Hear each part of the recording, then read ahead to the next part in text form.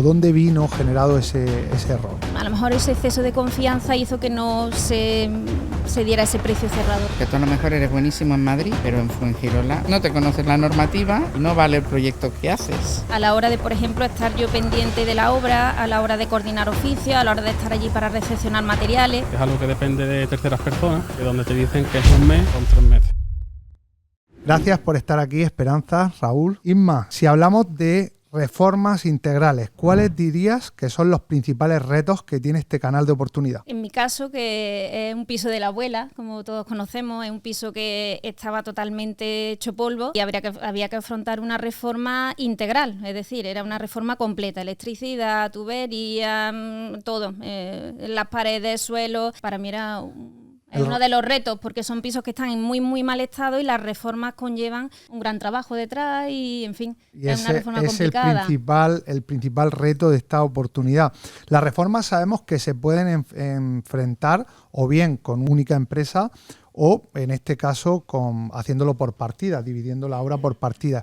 ¿Cómo enfocaste tú tu primera operación, que de hecho la primera que has hecho, cómo la enfocaste? Pues en mi caso, yo que no vengo del mundo inmobiliario ni tengo nada que ver, yo soy médico y tengo un trabajo que es muy poco flexible a la hora de, por ejemplo, estar yo pendiente de la obra, a la hora de coordinar oficios, a la hora de estar allí para recepcionar materiales. Entonces yo opté por una empresa que coordinaba todo y se encargaba de todo, porque vi que era, en mi situación, quizá lo más fácil para mí. ¿Cómo llegaste en tu caso a esa oportunidad? Pues yo, a raíz del programa, empecé a contactar con diferentes APIs para ir teniendo eso, pues tu red de contactos, y a través de un API me presentó la oportunidad. Y viene otro siguiente reto, ¿verdad? Que es la negociación del precio. En tu caso, y siendo la primera operación, hiciste una negociación importante, ¿no? Porque bajaste el precio. ¿Cómo fue en tu caso? Pues este era un piso de herencia. Eran 2 herederos, partían de un precio quizá que estaba por encima de mercado. La API también hizo su labor y fue un poco convenciéndolo, y el piso partía de 120.000 euros, y al final, tras las negociaciones y convencer a unos, convencer a otros, se quedó en 93.500, que fue el precio por el que yo compré.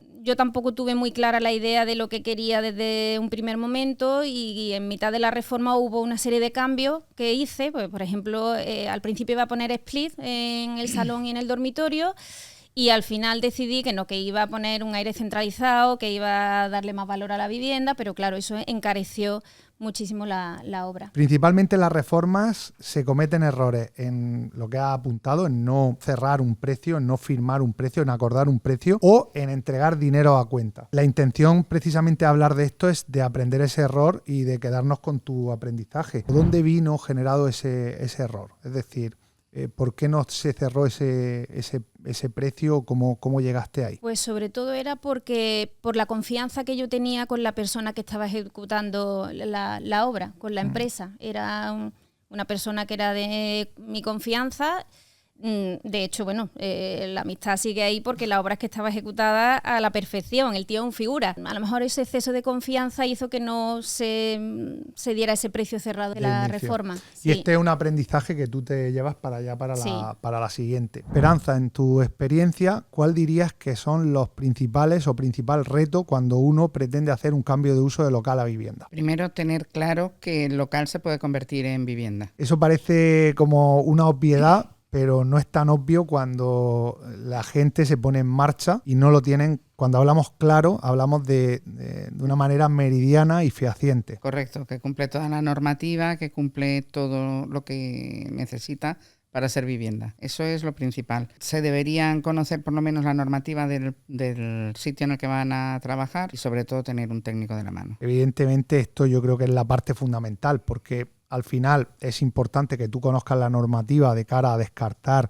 qué locales son más interesantes o no, o poner tiempo en uno o no. A medida que estudias y que profundizas puedes conocer la normativa, pero necesariamente tienes que ir de la mano de ese arquitecto. Cuando hablamos de técnico, arquitecto técnico... Para cambio de uso, con arquitecto técnico te vale, en principio. La cuestión es que ese técnico en concreto tiene que tener experiencia, porque si no la tiene, ¿qué problemas puede haber? Sobre todo, experiencia en el municipio en el que se va a trabajar. Porque tú a lo mejor eres buenísimo en Madrid, pero en Fuengirola no te conoces la normativa y no vale el proyecto que haces. Es importante matizar esto, porque si alguien tiene en mente hacer un cambio de uso, es posible que no conozca muchas cosas y que piense que realmente las normas, que hay unas normas básicas para todos, son iguales en todos sitios, y esto no es así. Vamos, de hecho te he puesto el ejemplo de Madrid. En Madrid va por barrios, ya no el municipio, sino por barrios. Málaga, por ejemplo, nuestra zona Málaga tiene la misma normativa en todos los barrios hasta ahora, pero Málaga, por ejemplo, con Fuengirola no tiene nada que ver y Fuengirola con Mijas tampoco, por ejemplo, ¿no? Entonces es importante que el técnico que tú contrates conozca la normativa del municipio en el que va a trabajar. Está muy bien tener un amigo arquitecto técnico, pero que no te prepare el proyecto si no ha trabajado antes en la... Fundamental esto por lo que hablamos, ¿no? Porque tú puedes saber mucho de un municipio y otro, evidentemente, pues cualquier persona es capaz de prepararse, pero está claro que cuando tú entras a trabajar nuevo en un municipio, pues hay una barrera de entrada que es la normativa, el conocerla, qué criterios se están siguiendo, los tiempos, ¿no? Ahora que comento los tiempos, ese también es otro reto, ¿verdad? Sí, ese es un reto complicado. El cambio de uso, el que se meta en esto, tiene que tener claro que se le va un año. Haciendo las cosas bien y siendo muy constante, muy pesado. Hay como honrosas excepciones en España, pero podemos afirmar que nuestra experiencia, la inmensa mayoría de municipios con respecto a esto son lentos, podemos decir. ¿Cuántos cambios de uso has realizado tú hasta el momento? Yo sobre 15 cambios con 25 unidades. Resultantes de esos del local. ¿Cuál sería tu media en todos estos años a lo largo? Desde que compras el local hasta que lo tienes inscrito como vivienda, entre 11, 12 meses, si tienes suerte 9. Es a lo que tenemos que ir. Es un canal que evidentemente plantea de entrada todos estos retos, pero al ser menos competido es un canal que es rentable. Podemos decir que la parte positiva que tiene es precisamente esta rentabilidad. Si atas todo muy bien, sí. Porque si no, lo que puedes generar es rentabilidad negativa, que son pérdidas. Vistos los retos del cambio de uso, vamos a ir a otra modalidad, quizás menos competida, igual de rentable, que es la división. En tu opinión, Raúl, ¿cuáles han sido los retos principales dentro de la división? Han sido el comprobar que se puede realizar la división legalmente, digamos, documentación de esa vivienda o de esa propiedad, el tiempo que conlleva, y después en el caso de comunidades de propietarios, que tiene que ser aprobado, digamos, por junta con 3/5 partes, digamos, de los vecinos. Ha apuntado dentro de estos retos que tiene el cambio la división, el primero de ellos, yo creo que va en línea con el que comentaba Esperanza, ¿no? O sea, es saber qué se puede hacer, porque no todas las viviendas son susceptibles de realizar una división. Correcto, no todas se pueden hacer, digamos. Tú tienes que ver con algún técnico y no tienes los conocimientos, digamos, ir de la mano de un técnico y verificar, digamos, que esa propiedad, en esa zona que está, con el planteamiento urbanístico que tiene, se puede realizar o no esta división. En vuestro caso, hiciste una división aquí en Málaga, compraste una vivienda, no estaba dentro de una comunidad de propietarios, es decir, una vivienda unifamiliar, y convertiste esa vivienda en dos unidades resultantes. ¿Qué retos dirías, sabiendo que de entrada yo comparto contigo que los retos pues son principalmente el que se pueda realizar la división, vía por normativa antigüedad o porque igualmente que la vivienda permita las dos resultantes que salgan, así como pues lo que tiene que ver con las autorizaciones y los tiempos? En esta operación en concreto, ¿cuáles fueron los retos adicionales? ¿Qué cuestiones surgieron en esta? Ahí uno de los retos adicionales es que la vivienda no tenía suministro ni eléctrico ni de agua. Entonces, para reactivar estos suministros, pues nos exigieron como si fuera una obra nueva, una vivienda nueva. Hacer una acometida nueva. Correcto. En el tema del agua, cuando nos verifican la acometida que tiene esa vivienda, es una vivienda muy antigua, del 1970, tenía una acometida de 25 y nos dicen que mínimo necesita una acometida de 50. O sea, que hay que cambiar, todo. Hacer todo. Nuestra idea principal era hacer, digamos, justo al lado del otro contador, un contador nuevo para la vivienda de arriba, y no, nos dicen que no. Que ahí tienes que hacer un módulo de contador, digamos, como si fuera un edificio, con su batería de contadores, su acometida, su armario impermeabilizado. Ahí empiezan las desviaciones, porque claro, Correcto. ¿de qué estamos hablando? O sea, ¿cuál es el coste de...? Pues ahí el coste fueron unos 2.800 euros de desviación, digamos, adicionales en acometer, digamos, ese trabajo. Porque también el tema de... Son unos costes, digamos, que tampoco te dejan acometerlo, digamos, ellos. La empresa, digamos, suministradora te dice que esto lo tienen que acometer sus empresas. Sí, y ellos te pasan la factura y pagas. Esto es algo que lo comentamos mucho, incluso en los cambios de uso, porque muchas veces dice, oye, pues si hay una batería, si el local tiene su su punto. Pero claro, quizás tú haces 2 viviendas o haces 4 viviendas y no hay sitio físico para esas 4 viviendas y hay que cambiar pues todo el módulo, y ahí estamos hablando de costes altos. Ese fue un aprendizaje importante, ¿verdad? Totalmente. Ese fue un aprendizaje. ¿Qué más retos tuvisteis que superar en esta inversión? Después, por ejemplo, en el tema eléctrico, en el suministro eléctrico, también nos pasó algo similar. El tío, por el tema de que no le ocuparan la vivienda, dio debajo todos los suministros, quitó contadores, lo quitó todo. Y a esta vivienda, digamos, tiene como un retranqueo, como un Porsche retranqueado, digamos. Sí. Entonces, esta sí tenía 2 contadores de 2 puntos de luz, pero estaban en la fase retranqueada. Y la empresa suministradora decía que esto era propiedad privada y que tenía que sacar, digamos, los suministros a fase principal a la calle. Uno que no tenía el contador retirado y pudimos dar el alta para cometer lo que es las obras, y mientras tuvimos que hacer la obra, digamos, para sacar el módulo contador, digamos, fuera, digamos, montando un módulo cumpliendo normativa también nueva, módulo doble y todo de nuevo. Ese, digamos, que fue el otro reto, ¿no? El de los suministros.